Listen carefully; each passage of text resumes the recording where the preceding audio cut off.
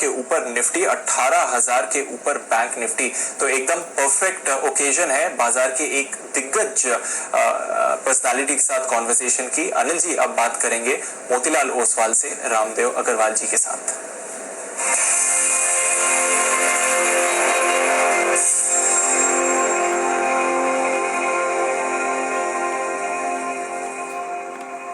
हमारे साथ कार्यक्रम में शामिल हो रहे हैं मोतीलाल ओसवाल फाइनेंशियल सर्विसेज के चेयरमैन और को फाउंडर रामदेव अग्रवाल साहब। रामदेव सर, स्वागत है आपका। बहुत बहुत शुक्रिया जी बिजनेस के लिए वक्त निकालने के लिए।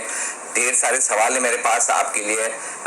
मार्केट का बॉटम बन गया, हाई कब बनेगा, ये सारी चीजें तो मैं बाद में पूछूंगा, लेकिन पैकेज कैसा रहा, ट्रम्प साहब के ट्वीट का क्या मतलब निकाला जाए, चीन और अमेरिका के बीच क्या होगा, क्रूड में जो उठापटक है इन सब का क्या मतलब है, हमारी इकोनॉमिक सिचुएशन कैसी है, ढेर सारे सवाल है। लेकिन शुरुआत चीज से करूंगा जो सबसे बढ़िया दिख रही है इस वक्त की, वो ये कि जो मॉडर्ना की वैक्सीन को ट्रायल 2 के लिए तैयार किया गया है, क्या वाकई में ये ग्लोबल मार्केट्स के लिए, कोरोना के लिहाज से एक बड़ा गेम चेंजर साबित हो सकता है? पॉजिटिव खबर के साथ आपके रिएक्शन के साथ शुरुआत करना चाहता हूँ sir. Good morning friends. Anil, ये वैक्सीन के बारे में मैं एक्सपर्ट नहीं हूँ, आपको डॉक्टर को बुलाइए और वो बताएंगे आपको कि ये वैक्सीन कितना इफेक्टिव हो सकता है। लेकिन जब तक ये आई मीन ऑफ कोर्स इससे क्या आता है कि probability of getting a solution is nearer. I mean it's all probability event, मतलब stock market everything is about the probability. तो अभी ऐसा कि जो एक निराशा का जो माहौल था कि भाई कुछ नहीं दिख रहा है, वहां से बात आगे बढ़ रही है कि भाई अभी ठीक है, अगले महीने नहीं तो 3 महीने में, 6 महीने में इसकी आशाएं बढ़ते आ रही हैं। So I would say probability of getting a vaccine in 3 to 6 months time ये बढ़ते आ रहा है। और वही प्रोबेबिलिटी जो है, जो पहले 0 था, वो अब समझ लो 50% हो गया है। तो बाजार में उसका पॉजिटिव इम्पैक्ट दिख रहा है। और पर्टिकुलरली ग्लोबल मार्केट्स में इतना ज्यादा स्टिमुलस है, इंटरेस्ट रेट 0 है, मतलब printing of money is going on all over the world, Europe, America, Japan. So the whole market is floating on a lot of liquidity and low cost liquidity and looking for risk somewhere. So जहां से माहौल थोड़ा लगता है कि risk कम हो रहा है, आई थिंक बाजार में काफी रिस्पॉन्स मिल रहा है। बहुत ही इंटरेस्टिंग बात आपने कही कि लिक्विडिटी बहुत है। आपके गुरु वॉरेन बफेट साहब के पास भी बहुत सारे पैसे पड़े हैं, $125 बिलियन। उन्होंने अभी तक लगाने शुरू नहीं किए। तो एक तरफ जो लोग लगा रहे हैं, क्या वो ज्यादा समझदार हैं, या एक तरफ दूसरी तरफ बफेट साहब है जो पैसे दबा कर बैठे हैं, नहीं अभी नहीं लगाएंगे, अभी और मौका है नीचे का? कौन ज्यादा समझदार है सर? वो तो 3-6 महीने बाद मालूम पड़ेगा। जो जीता वही सिकंदर। तो जिसके पैसे बनेंगे तो वही होशियार है ना जी। क्योंकि वही एक दुनिया की रीत है। बफेट साहब यदि पिछले 10 साल में उतना पैसे नहीं कमाए, यदि वो कमाते तो और भी ऊंचाइयों पर पहुंच जाते। तो बाजार का यही रीत है Anil. Nobody can say who will make, who will lose, but हर आदमी अपना बेस्ट ट्राई करता है। एंड हमें ये समय एक अलग टाइप का है। ये समय शायद पैसा, जिसके पास बहुत ज्यादा पैसा है उसको अपना पैसा बचाने का ज्यादा उसकी चिंता है, बल्कि पैसा कमाने से। सो वो मेरे ख्याल से, बिकॉज वो वर्ल्ड के बिगेस्ट इंश्योरेंस अंडरराइटर हैं, तो ही डजंट नो कि उनको कितना क्लेम आने वाला है। तो उसी कारण से वो चाह रहे हैं कि भाई जब तक ये स्टॉर्म खत्म नहीं हो जाए तब तक मैं अपने जो $130-135 बिलियन जो है मेरे पास, वो बचा के रखूं। लेकिन मैं इंश्योरेंस वाला नहीं हूँ, मेरे पास इंश्योरेंस का अंडरराइटिंग का प्रॉब्लम नहीं है। तो मैं तो I can go about investing ना, उसके अलग कंपल्शंस है। लेकिन हमारी कंपल्शंस अलग हैं। हमको थोड़े पैसे कमाने हैं, वो भी जल्दी में कमाना है। तो we can be a little more liberal and we can take a little more risk. हमारे पास इंश्योरेंस क्लेम के पैसे क्लेम आने के चांस नहीं है। तो we can go about putting some amount of money. जैसे जैसे ये कोविड का, मैं तो बोलूँ कि जैसे जैसे कोविड इंजेक्शंस और वैक्सीनेशंस का न्यूज अच्छा आता है, वैसे वैसे अपने को बाजार में कॉन्फिडेंस बढ़ाना चाहिए। ठीक बात है। तो ये अच्छी खबरें आ रही। तो अच्छी खबरें, एक कोविड के वैक्सीन की तरफ हम आगे हैं। अच्छी खबर दूसरी ये है कि ट्रम्प साहब कह रहे हैं कि वो जल्दी से अमेरिका को खोलने के लिए तैयार हैं। दूसरी तरफ तीसरी अच्छी खबर ये कि पैसा बहुत है, लिक्विडिटी है, और आपने कहा सस्ती लिक्विडिटी है। एक तरफ ये सारी अच्छी खबरें, दूसरी तरफ भारी भरकम बेरोजगारी, इकोनॉमिक स्लो डाउन, नेगेटिव 5% 6% की जीडीपी ग्रोथ। तो एक तरफ बढ़िया उम्मीद है, दूसरी तरफ थोड़ी कड़वी हकीकत है। कौन सी दवा खानी है सर? नहीं, देखिए, अभी सरकार के सामने दोनों प्रॉब्लम है। एक तो ये जितना जो सफरिंग है कोविड से नीचे तबके के लोगों का, या इवन पूरा देश का जो उसका कोई इलाज नहीं है, तो वो संभाले। मतलब वो जान या जहान वाली बात है, तो लाइव्स एंड लाइवलीहुड, उसमें बैलेंस करके, मतलब रियल माहिरी कहाँ पर होगी कि आप कोविड के जो प्रॉब्लम्स उसको अच्छे से हैंडल कर लें और इकोनॉमी को भी बहुत अच्छे से चलाएं। क्योंकि पूरा विश्व देख रहा है इंडिया की तरफ। लास्ट 20 साल में चाइना बना, तो अगला 20 साल में ये इंडिया का समय हो सकता है, यदि हम अपना गेम अच्छे से खेलें। हर तरीके से चीजें जो है इंडिया के लिए फेवरेबल हो रही, चाहे ऑयल प्राइस हो, चाहे ग्लोबल एक्सेप्टेंस हो, फार्मा का डोमिनेंस हो, सॉफ्टवेयर का डोमिनेंस हो, यंग डेमोग्राफिक्स है, कंजम्पशन पोटेंशियल बहुत ज्यादा है। तो सब तरीके से देखते हुए हमारे रिजर्व्स कितने हैं, almost 490 billion dollars of reserves भी हैं। सो ऐसा माहौल बहुत अच्छा है। अब सवाल ये कि पकवान बनाने के लिए आपके पास इंग्रेडिएंट सब कुछ है। अब बहुत अच्छा इकोनॉमिक माहौल बनना चाहिए कि single handedly can we go back to 8 to 10% growth. ये एक जो मतलब सिंगल पॉइंट गोल, यदि एक तो कोविड को हैंडल करने का है, और साथ में जैसे जैसे कोविड से बाहर निकले 4-6 महीने में, तो एक क्योंकि ग्रोथ आएगा तो सब प्रॉब्लम सॉल्व हो जाएगा। तो वो एक बहुत जरूरी है कि सरकार कोई तरीके से थॉट लीडरशिप ले कि हम इस इकोनॉमी को बहुत अलग लेवल के ग्रोथ लेवल पे लेके जाएंगे। तो वो चीज थोड़ी अभी हो सकता है कि कोविड के टाइम में वो नहीं करना चाहते होंगे। अभी उनको ये जो कोविड के जो प्रॉब्लम्स हैं उसमें जो इनको तकलीफ है उसको पहले आप देखें, और उसके बाद ग्रोथ की बात करेंगे। तो अभी तक ग्रोथ पैकेज नहीं आया है मेरे ख्याल से। जो भी गवर्नमेंट के एफर्ट है वो है स्टेबलाइजेशन का एफर्ट, कि भाई इनको तकलीफ है उनको पहले संभालो, और बाद में फिर हम इकोनॉमिक ग्रोथ की बात करेंगे।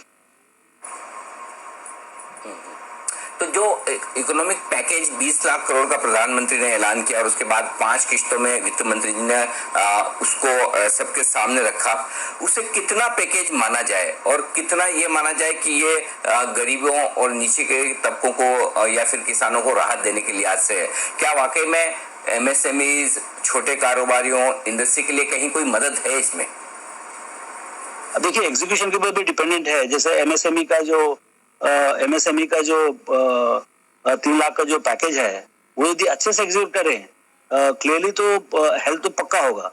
और कई रिफॉर्म्स की बात हुई है, चाहे एग्रीकल्चर में हो, चाहे माइनिंग में हो, चाहे पीएसयू के विड्रॉल की बात है। तो ये बातचीत तो एक होती है, सवाल है कि आप समयबद्ध तरीके से आप उसको एग्जीक्यूट करते कि नहीं करते हैं। क्योंकि ये सब विचार जो है, government has no business to be in business, less government more governance, ये सब बातें तो शुरू से चल रही हैं। सवाल ये है कितना इसमें एग्जीक्यूट हो, सो दैट फाइनली हमको, जब हम बाहर निकले यहाँ से, कोविड से बाहर निकले 6 महीने साल भर में, तो मतलब it should be the most aspirational economy. क्योंकि सारी दुनिया का पैसा, कैपिटल की कमी है नहीं दुनिया में। मतलब 2-4 ट्रिलियन नहीं, 100 ट्रिलियन डॉलर्स है। हमको चाहिए मतलब पूरी दुनिया का कैपिटल हमारी तरफ आए। उसके लिए हम वो कंडीसिव माहौल कैसे बनाए, और कैसे हम यहाँ पर नॉट ओनली वर्ल्ड का कैपिटल आए, लेकिन हमारे खुद के एंटरप्रेन्योर्स सबसे आगे बढ़े और सबसे अच्छे से काम करें और ये अपॉर्चुनिटी को इनकैश करें। तो ये एक माहौल बनाना जो है, जैसे भी कोविड को फाइट करने के लिए माहौल है, ऐसे ही माहौल जो है 10% ग्रोथ के लिए बनाना पड़ेगा। बिल्कुल। अच्छा सर, फिर क्या वजह है कि हम ग्लोबल मार्केट्स के मुकाबले में कम अच्छा कर रहे हैं, अंडर परफॉर्म कर रहे हैं? इतना पैकेज आने के बाद भी कल बाजार तेजी से लुढ़क गए, specially banks, NBFC, financial services sector, जहां पर आपकी बड़ी गहरी पकड़ भी है, ये सबसे ज्यादा हो रहे हैं। इसकी वजह क्या है? मेरे को ऐसा समझ में आ रहा है कि कल मैं भी थोड़ा डिस्टर्ब था, देख रहा था कि लेंडर्स की काफी पिटाई हो रही है, जितने भी बैंक्स होते हैं उनकी काफी पिटाई हो रही थी। तो मेरे को मेरे को ये तो मैं कल 2-4 बैंक वालों से बात किया, जो बैंक चलाते हैं उनसे बात किया मैं कि भाई ऐसा तो नहीं कि जो हमको दिख रहा है उससे बहुत ज्यादा प्रॉब्लम है, क्योंकि आप चला रहे हैं तो आपको समझ में आएगा, हमको समझ में नहीं आएगा। हमको तो सिर्फ बाहर से लगता है, कोई क्वार्टरली कॉल में बोलता है हमारा 20 पैसे का हमारा क्रेडिट कॉस्ट 20 पैसे से बढ़ेगा, कोई बोलता है 30 पैसे से बढ़ेगा, कोई 50 पैसे से बढ़ेगा। लेकिन जिस दिन से पिटाई हो रही है उससे नहीं लगता है कि लॉस एक बार में सिर्फ इतना ही होगा। ऐसा लगता है कि लॉस का जो क्वांटम है वो बहुत ज्यादा होगा। तो सो उसे समझना चाहिए कि भाई किस है। तो वो क्या बोलते हैं कि जब तक मॉडरेम खत्म नहीं होगा, जब तक पूरा लॉकडाउन खत्म नहीं होगा, जब तक पूरा इकोनॉमी चालू नहीं होगा, क्या क्या पैकेज आएंगे किसी को नहीं मालूम है, तो तब तक ये बोलने का मुश्किल है कि भाई एक्चुअल लॉस कितना होगा। क्योंकि बैंकिंग में देखिए, बैंकिंग में प्रॉब्लम सिर्फ एक ही चीज से आती है। Banking is heart of the economy, it is the most important part of the body, banking, and yet all the problems are in banking. तो ये किस ढंग से बैंकिंग के प्रॉब्लम्स सॉल्व हों, और उनके प्रॉब्लम्स जो है इकोनॉमी के प्रॉब्लम से काफी रिलेटेड होते हैं। तो जो फिस्कल बूस्ट नहीं आया, जिसके लिए एक एक्सपेक्टेशन बढ़ गया था पूरा इसमें कि भाई बहुत सब जगह बता रहे हैं, देखिए अभी यूएस में 12-15% अब जीडीपी का करने के बाद सेकेंड राउंड $3 ट्रिलियन के पैकेज की बात आ रही है। तो वहां बोलते हैं उसके बाद भी और भी जरूरत पड़ेगी तो और भी करेंगे। तो वो एक जो सोच है, और जो हमारे यहाँ सोच है कि भाई हम फिस्कल करेंगे ही नहीं, मतलब बहुत कंस्ट्रेंट रहेंगे। ये मेरी समझ बहुत कम है इस मैक्रो के मामले में, बट ये बहुत कंट्रास्टिंग व्यू है। और उसी कारण से देखिए मार्केट्स कल वहां पर 3% ऊपर तक और हमारा 3% डाउन था। सो एक डिकपलिंग हो रहा है, बिकॉज विचार ही अलग हो रहे हैं। मतलब वहां पर सोच है कि भाई जितना फिस्कल कर सकते हैं उतना करेंगे, और यहाँ पर यह है कि भाई हम सब करेंगे लेकिन फिस्कल नहीं करेंगे। तो वो एक फर्क है। अच्छा सर, तो क्या जिस तरह से आप कह रहे हैं कि अभी भी वो कॉन्फिडेंस नहीं आ रहा कि अगली 1-2 तिमाहियां और बैंक्स एनबीएफसी के लिए खराब रहेंगी या नहीं, और दूसरी तरफ आपके गुरुदेव वॉरेन बफेट साहब ने पिछले हफ्ते गोल्डमैन सैक्स में अपनी पूरी हिस्सेदारी बेच डाली, तो क्या banks, NBFC, financials touch me not ना खरीदे जाएं, भले कितने गिर जाएं, दूसरी जगह दिमाग लगाना ज्यादा ठीक है? नहीं, दूसरी जगह दिमाग लगाना ही पड़ेगा। ऐसा नहीं कि आप 100%, जैसे इंडेक्स में 30% के आसपास बैंक लेंडर्स का है, आप 30 के बदले में आप 0 भी कर सकते हैं, आप 20 भी कर सकते हैं, 30 पूरा रह सकते हैं, और आपके यदि बहुत ज्यादा कॉन्फिडेंस है तो उससे भी ज्यादा रह सकते हैं। ऐसा कुछ नहीं है, क्योंकि अल्टीमेटली जब वापस आएगा बाजार जहां से भी बॉटम होगा फाइनेंशियल से, और रिकवरी भी होगा फाइनेंशियल से। आप एक ख्याल रखिए, आप ये पूरा बाजार का जो इस बार का जो ये है पूरा जोर है वो फाइनेंशियल्स के ऊपर है, ऑन पुशिंग इट डाउन। और जब वापस आएगा तो भी बहुत जोर से आएगा, क्योंकि जनरली 2008 के बाद भी हमने क्या देखा है कि फाइनेंशियल्स में बहुत मार पड़ती है, क्योंकि पूरा रिस्क वहीं पर आ जाता है। कोई भी लेंडर हो, खराब हो चाहे अच्छा हो, सब तकलीफें बैंक को आती है। तो बैंक में बहुत पेसिमिज्म बनता है, और लेकिन बैंक को सरकार बचाती भी है, क्योंकि बैंक से बिना काम नहीं चलने वाला है। तो रिकवरी वहीं से चालू होती है। तो अब ये समझना पड़ेगा कि बॉटम कहाँ पर है, और बॉटम ब्रेक नहीं मालूम कहाँ पर है।